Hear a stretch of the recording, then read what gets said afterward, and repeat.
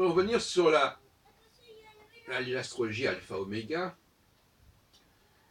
pour clarifier les choses, je dirais que la phase alpha, d'abord la phase alpha, ce n'est pas la conjonction, la phase alpha s'articule autour de la conjonction.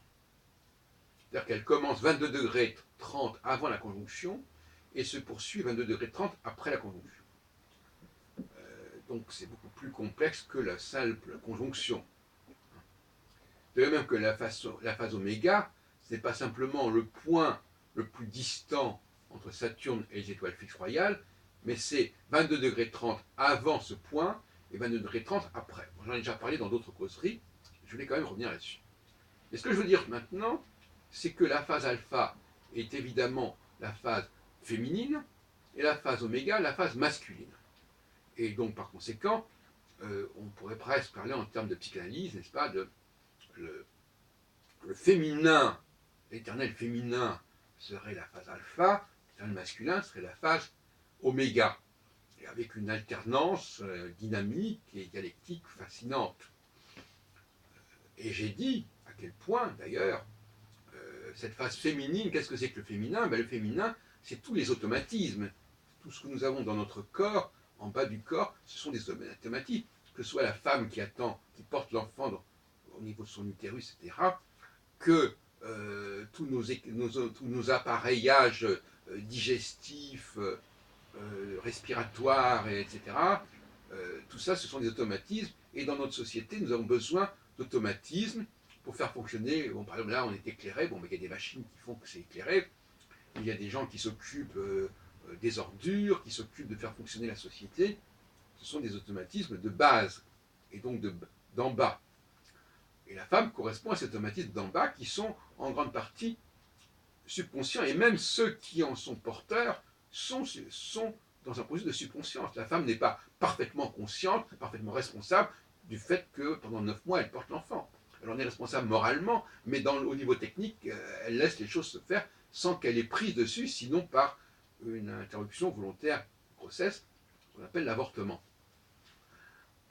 Donc, par opposition à la phase alpha, donc régulièrement on retombe en pilotage automatique, tous les 3 ans et demi, il y a la phase masculine,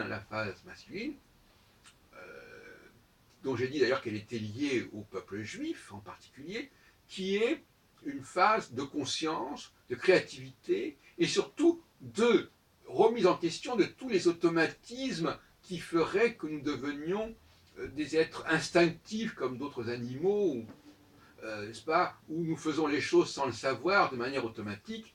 Eh bien, justement, la phase oméga permet de ne pas tomber dans cette routine. Et s'il n'y avait pas les hommes, nous serions dans une société totalement automatisée, mentalement, je ne parle pas simplement par la technologie. Nous serions depuis des siècles dans un processus d'automatisme, et nous ne serions plus capables d'évoluer. Et nous aurions perdu conscience. Et à ce sujet, paradoxalement, le milieu astrologique est un milieu qui s'est complètement sclérosé depuis un quart de siècle et qui n'est plus capable de se remettre en question. On voit bien que quand on discute avec des astrologues de base de certains changements, ils font la sourde oreille, ils ne veulent pas entendre, c'est la politique de l'autruche.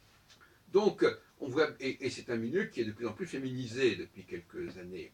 Bon, donc, on voit bien ce que peut donner une société féminisée qui refuse de se remettre en question, qui est prisonnière de ses savoir-faire, qui valorise et valide définitivement et entérine ses savoir-faire, face à une élite, face à des élites intellectuelles qui peuvent proposer de repenser un certain nombre de bases, mais qui n'arrivent plus à se faire entendre dans le milieu astrologique, alors qu'elles se font entendre dans d'autres milieux, notamment dans les milieux scientifiques.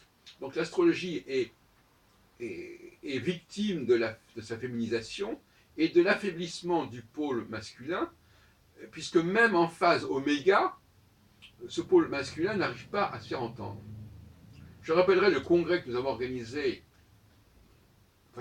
en 2004, qui est un congrès qui est typiquement oméga, congrès d'astrologie à Paris, rue Caillot, et dont j'ai eu la direction et la responsabilité, qui m'a été donnée par la communauté astrologique dans son ensemble. et qui visait justement à montrer qu'il y avait une réflexion intellectuelle, une intelligentsia intellectuelle, qui n'était pas, qui ne se réduisait pas à une sorte de routine et de ronronnement de la technique et du savoir-faire astrologique.